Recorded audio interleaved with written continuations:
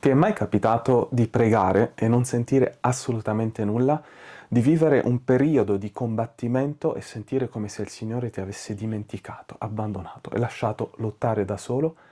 E se ti dicessi che Santa Faustina ha un insegnamento potentissimo su questi argomenti? In questo video scopriremo alcuni degli insegnamenti e delle esperienze di Santa Faustina, soprattutto per quanto riguarda l'aridità spirituale, il sentirsi dimenticati dal Signore, e tireremo fuori qualche perla del suo insegnamento.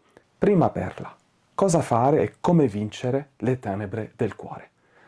In un momento di tenebra e di tentazione, Faustina confessa tutta la pesantezza interiore che l'aveva invasa. Scrive così: la mia mente era stranamente ottenebrata. Nessuna verità mi sembrava chiara e quando mi parlavano di Dio il mio cuore era come un sasso. Non riuscivo a trarre dal cuore nemmeno un sentimento d'amore per Lui. E continua: non ero assolutamente in grado di meditare, come ero solita fare in precedenza.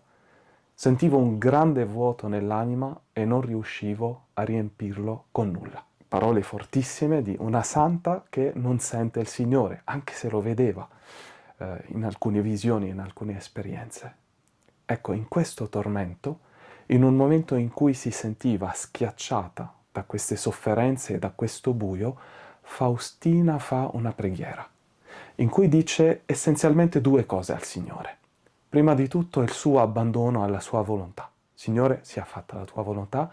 E la seconda cosa, la sua fiducia nella sua misericordia. Faustina prega così: fa di me, o Gesù, quello che ti piace, e io ti adorerò ovunque.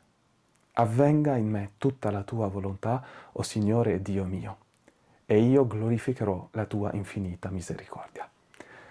Dopo questo abbandono, racconta Faustina nel suo diario, dopo questo atto di fiducia e di abbandono totale, tutto il tormento cessa.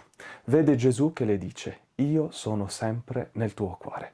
La lezione da tirare fuori da questa prima perla è la seguente: il Signore è sempre con noi, soprattutto nelle prove. A volte pensiamo che solo quando le cose vanno bene il Signore è con noi, ma Lui è lì sempre.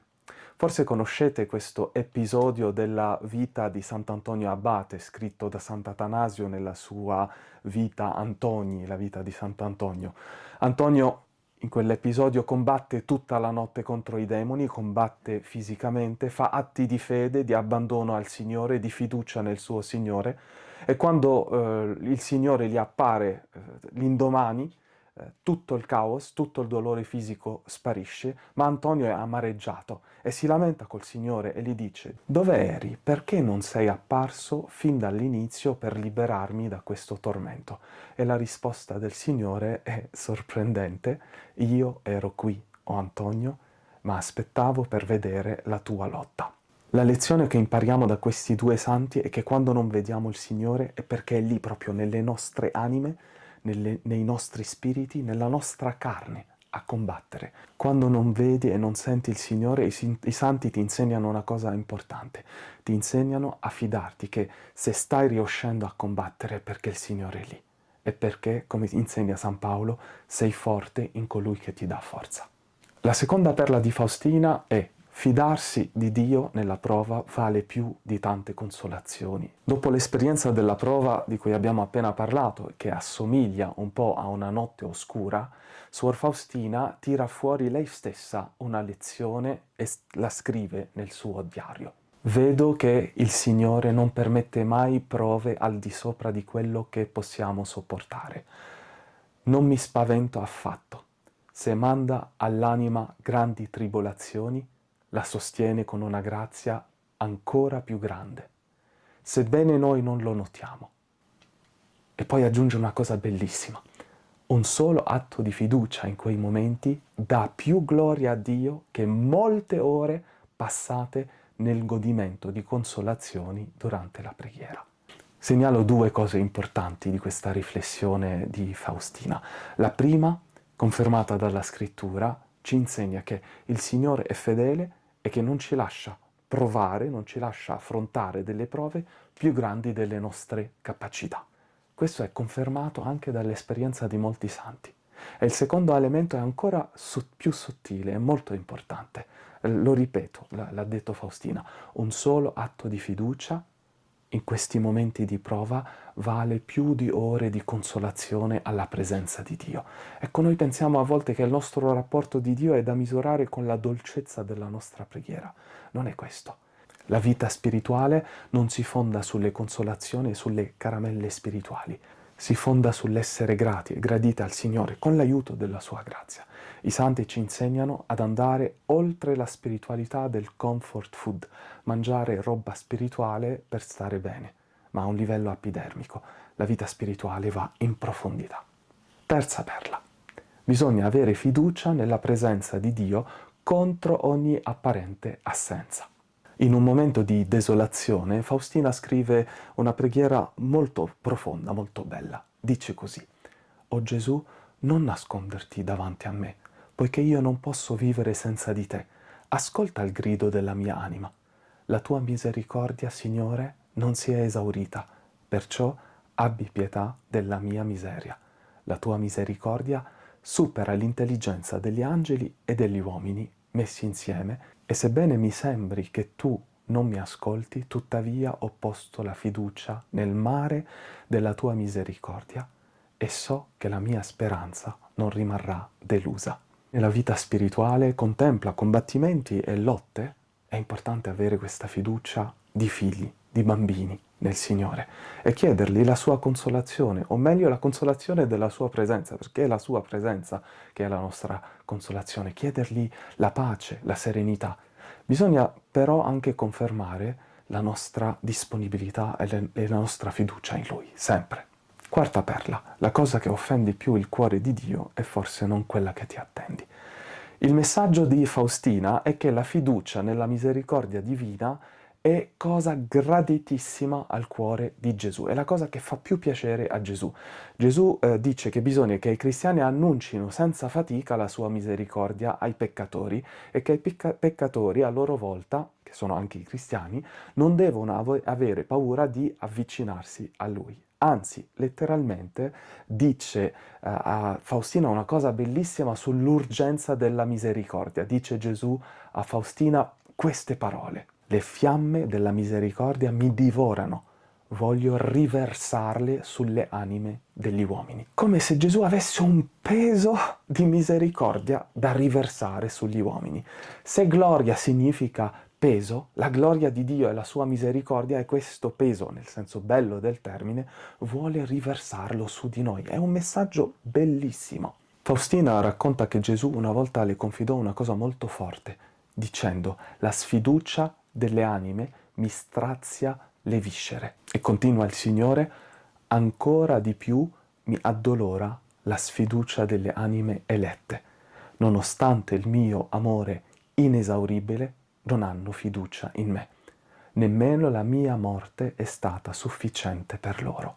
Ecco, come cristiani contempliamo continuamente il mistero pasquale, la morte e la risurrezione di Cristo, eppure all'interno del nostro cuore ci sono angoli ancora non illuminati, non battezzati, non evangelizzati, che non credono all'amore di Dio. Dobbiamo riflettere, ma dobbiamo soprattutto pregare e chiedere di avere questa fiducia cieca, fiducia da bambini, anzi fiducia chiaroveggente nell'amore e nella misericordia del Signore. Ricordiamolo, impariamo questa lezione: ciò che offende di più il Signore è la sfiducia. D'altronde, pensate, tra le cose che potevano essere scritte, le tante cose che potevano essere scritte sotto il quadro della divina misericordia, cosa sceglie Gesù? Questa preghiera, questo atto di fede e di fiducia. Gesù, confido in te. Se guardiamo la Bibbia, la fiducia è ciò che scioglie il cuore di Dio. E nell'esperienza del Dio incarnato, Gesù è questa fiducia che strappa i miracoli dal suo cuore, in tempo e fuori tempo, nei luoghi giusti e sbagliati. Pensate a Cana, non è ancora la mia ora, ma la madre si fida e il miracolo accade. E pensate alla mia parente di Tiro, perché originariamente vengo da quelle parti. Gesù è lì e questa donna prega il Signore per la sua figlia, ma il Signore le dice: io non sono stato mandato che alle pecore perdute della casa di Israele. Come sappiamo, non è vero. Poi, dopo l'insistenza di questa donna, l'insistente fiducia di questa donna, Gesù resiste ancora e dice una cosa dura: non è bene prendere il pane dei figli per buttarlo ai cagnolini. Ed è lì che questa signora fa un atto di fede umile. Sì, Signore, eppure anche i cagnolini mangiano delle briciole che cadono dalla tavola dei loro padroni.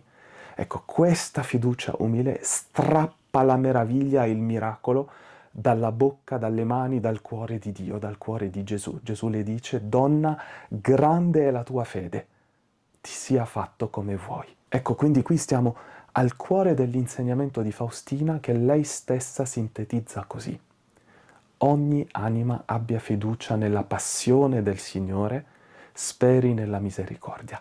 Il Signore non nega a nessuno la sua misericordia.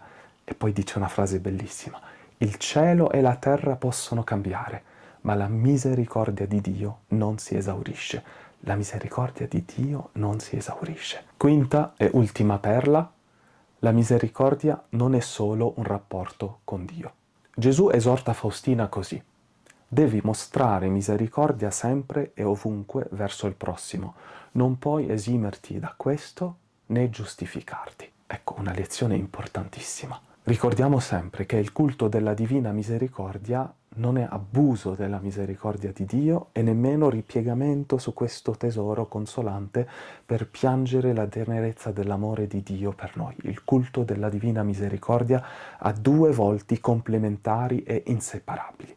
Il primo è quello della fiducia nella infinita bontà di Dio, e il secondo, inseparabile, consiste nelle opere di misericordia fisica e spirituale verso il prossimo. Il messaggio di Faustina, in fondo, è il messaggio del Vangelo, il messaggio di Gesù. Amare Dio con tutto il cuore, con tutta l'anima, con tutte le forze, e amare il prossimo come se stessi e come Gesù ci ha amato. Prendere la forza dall'amore con la A maiuscola e diffondere amore intorno a noi. Quindi l'insegnamento della Divina Misericordia è qualcosa di molto concreto. Vorrei chiudere questo video con due domande e richieste. La prima domanda è questa. Questo video è il primo di una possibile rubrica che potrei lanciare. Praticamente io prendo nota di letture dei santi, dei teologi, delle donne e degli uomini spirituali per la mia vita spirituale. Mi sono detto: perché non condivido queste perle in una rubrica che potrei chiamare Nel cuore dei santi? Però a me piace e sono pronto anche a lavorarci per il bene degli altri, ma a voi questo tipo di formato, citazione e commento dopo, è utile, vi nutre? Fatemelo sapere nei commenti. La seconda domanda è questa. La rubrica, quando la stavo pensando e se dovesse andare avanti, volevo chiamarla Briciole dei Santi, poi ho deciso invece di usare il titolo Nel cuore dei Santi, ma in realtà restano delle briciole, quindi sono piccole condivisioni. Sono sicuro di non coprire tutto di un santo in 5 frasi o 5 paragrafi. Per questo l'invito, proprio per nutrire questa community e per crescere insieme, è di condividere voi stessi del santo in questione, della figura in questione, qualche insegnamento che conoscete o qualche risonanza. Per cui ve lo chiedo, è una cosa importantissima per me, e i primi giorni quando esce un video riesco a leggere ancora diversi dei commenti e diversi mi nutrono e ad alcuni riesco anche a interagire. Quindi vi ringrazio se siete arrivati fino a questo momento.